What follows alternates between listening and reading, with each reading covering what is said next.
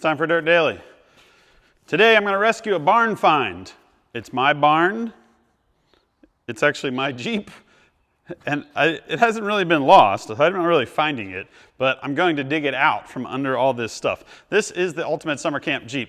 This is a Jeep that we built in 2015 with Synergy Manufacturing, and it hasn't moved in about a year because the battery died. This is a really cool Jeep. It has a V8 engine under the hood, a supercharged V8 engine, so it's got tons of power. It has a big 4-speed automatic, a 4L80. Behind that, Magnum 205, which is a 205 transfer case with the Magnum reduction box in front of it, so it has lots of low-range gearing.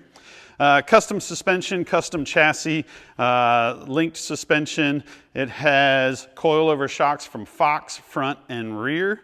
It has air bumps from Fox front and rear. It also has bypass shocks from Fox, only in the rear.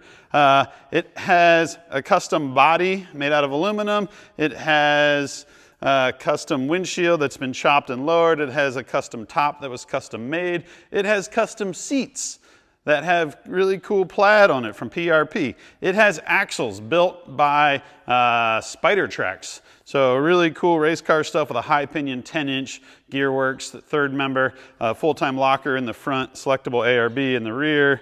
Basically, it's a fully custom Jeep, and it's one of my favorites, and it's really a bummer because the battery died and it sat here, and I got sidetracked by all the other stuff in the shop. So on this episode, we're gonna dig this thing out. We're gonna put a battery in it. I'm gonna show you how to do that. And we're gonna start it up and get it out of the shop, take it for a little spin, and then bring it back in and figure out what else do we need to do for it. So we'll start by removing this car cover, which wasn't even really doing much. Probably stack it on another Jeep over here. Thing looks cool.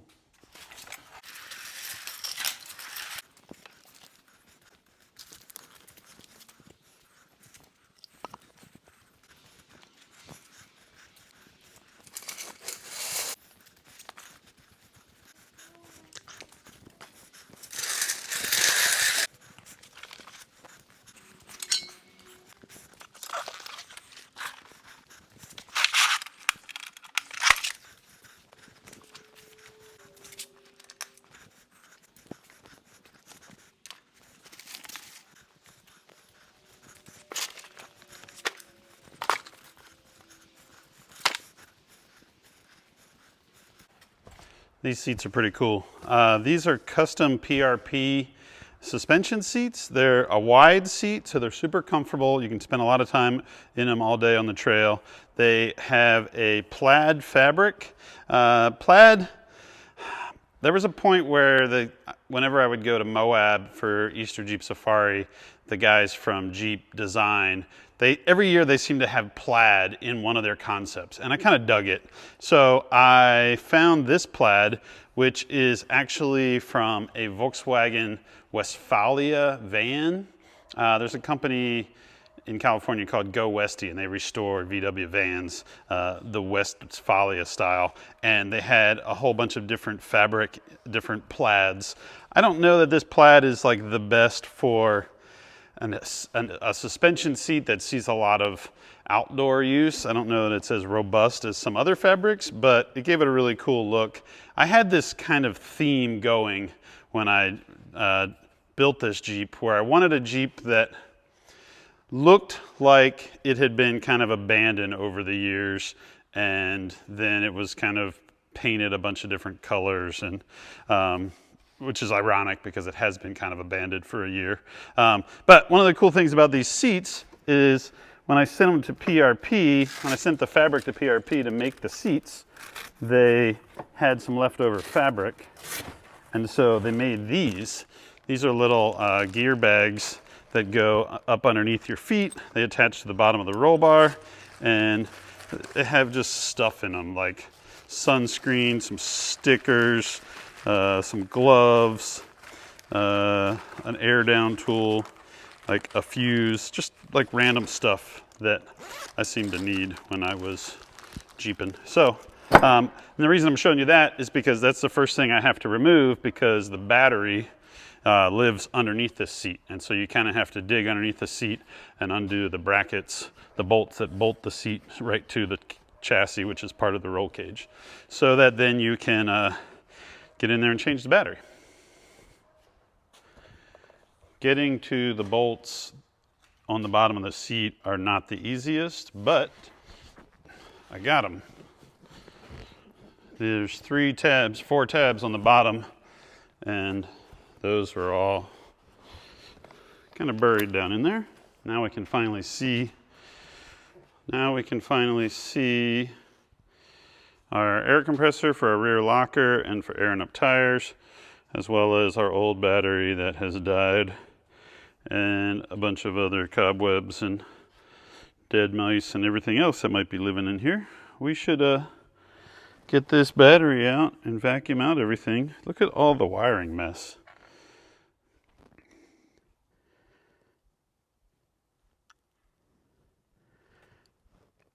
It turns out that a lot of the wires on my Jeep were all being run directly to the battery. They have fuses. It's not that they don't have fuses.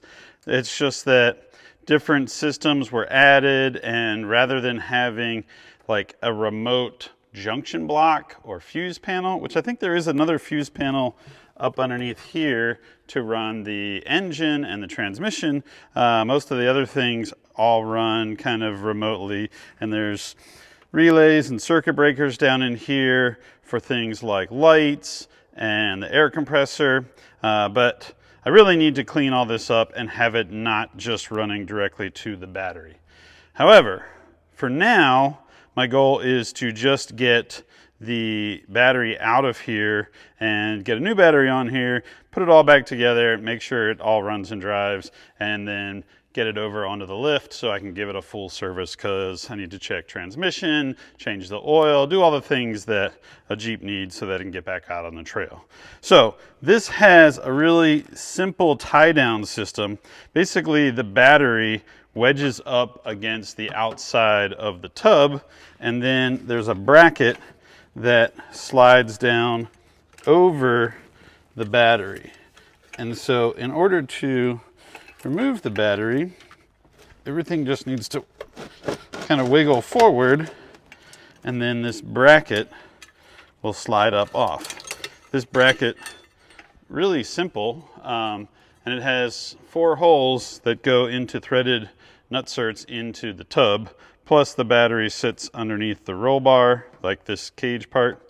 So it's locked in there pretty well. I did add this air compressor after the battery was in, and so I'm going to have to, hopefully I can just work the battery out around the air compressor and not have to remove the air compressor. Also, there's a lot of wires that are zip tied to this tube, and so the battery is kind of wedging up against those as well. So I think what I need to do is just clear out everything on the floor here. There it goes.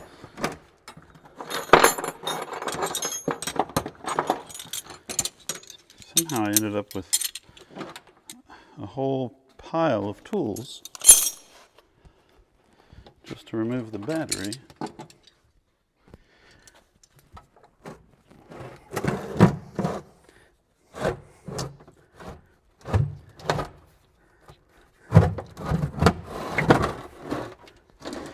Oh, I got it! Now you may be asking, why didn't I just charge that battery? Whenever this Jeep is sitting for any length of time, it has a trickle charger on it, and eventually, even with a trickle charger, after 8 years, the battery just would no longer take a charge. I tried jump starting it off of another running vehicle and charging it. Sometimes those like deep cycle batteries, if you kind of give it a boost off of a good battery and a charger, it'll kind of bring it back to life. But the blue top, Optima was just dead.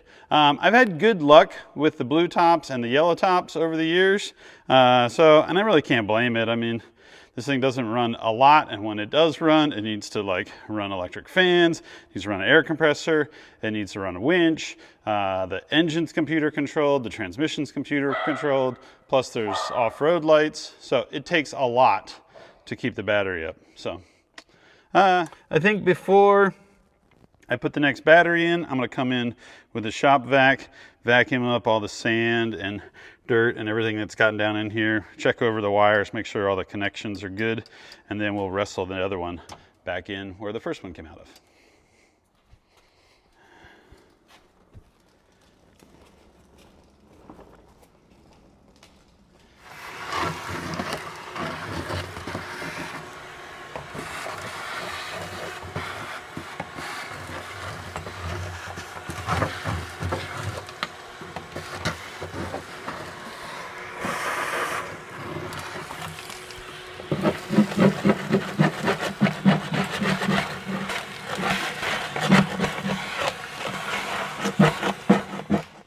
Put this new battery in here.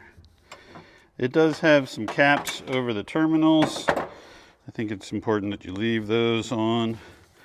The handle can be removed.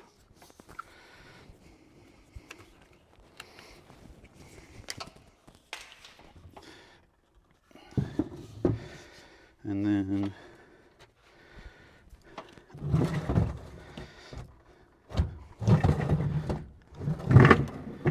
it's going to go best this way.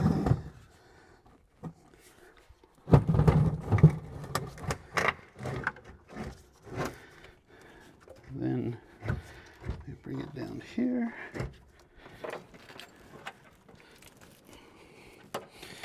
Has to kind of pivot around this corner and fit around all these wires.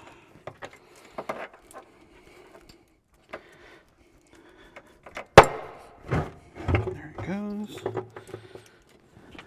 There we go.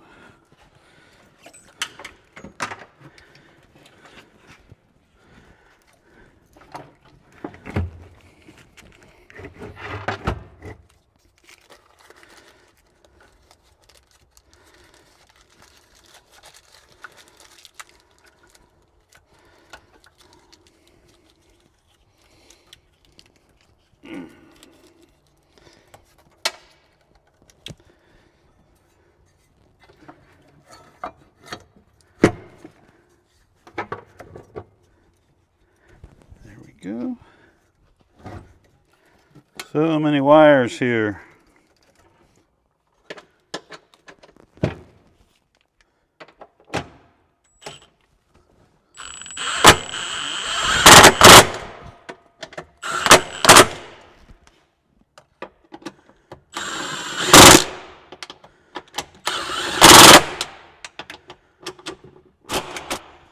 All right.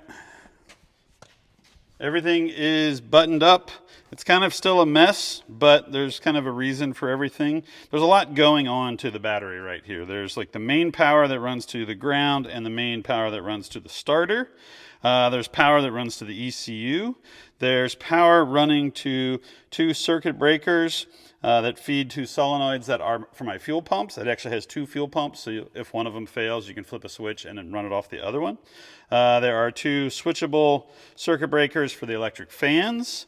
There's the power to the winch. There's really 2 clean power running up to the race radio. You want to wire your radio directly to your battery and not to like the starter or some other thing to get power. So that is right here. There's a cool little dome light up on the roll cage from Baja Design that runs directly to the battery.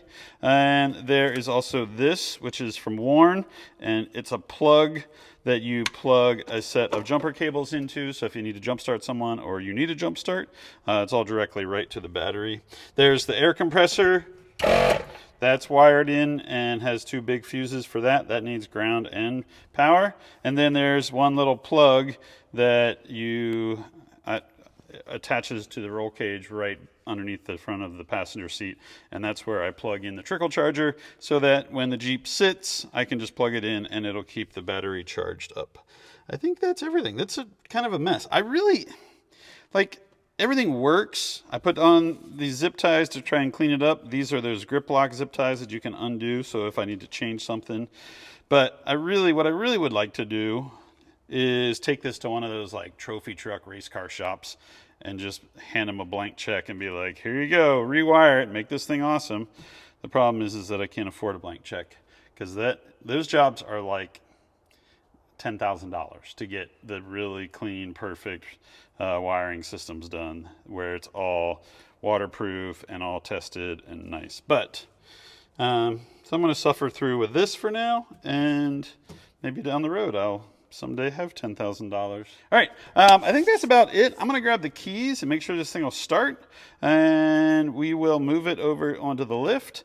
And I'm not going to put the seat back in just yet. I'm going to wait in case something else needs to live here, something needs to get changed. But grab the keys. Oh, it's been a while since I've been in this Jeep. So I want to start this thing up. First thing I did was I made sure there was oil in it, made sure there was coolant in it. This engine is a supercharged LSA, which is the same engine that's in a Cadillac CTS-V. It has a air-to-water intercooler, so you have to run coolant through that as well, so double check that. The transmission should have ATF. There's power steering fluid. There's a lot of things you want to check in a vehicle that's been sitting a long time. Now, some people would say that you want to crank it over without it kicking over, so that it can like circulate some oil. So I'm going to shut off the fuel pumps and turn the key and see if it'll crank.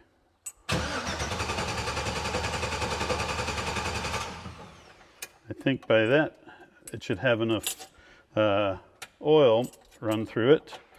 So now we'll crank it over and see. I don't hear fuel pumps running. Now I do.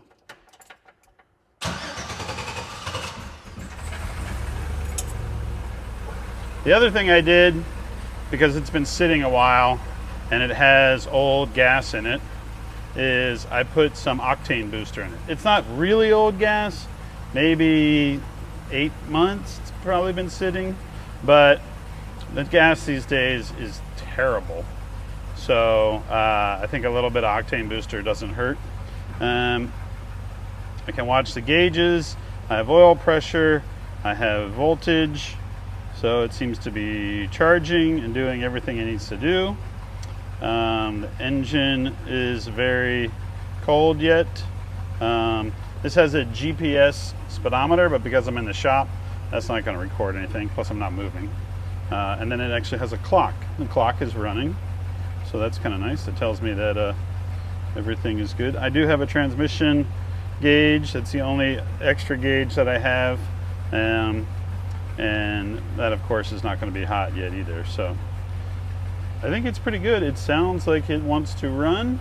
I'm probably going to just idle it out of the shop and let it run a little bit, kind of get warmed up, clean up the shop a little bit, and then I will back it back in to the lift, and we can put it up on the lift and start checking out all the other things that we need to do to it. So pretty happy.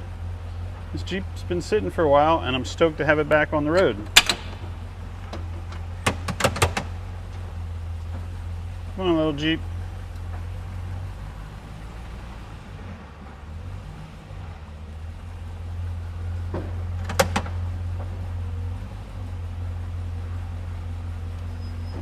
That's it for this Star Daily. We'll see you guys next time. Rup, rup.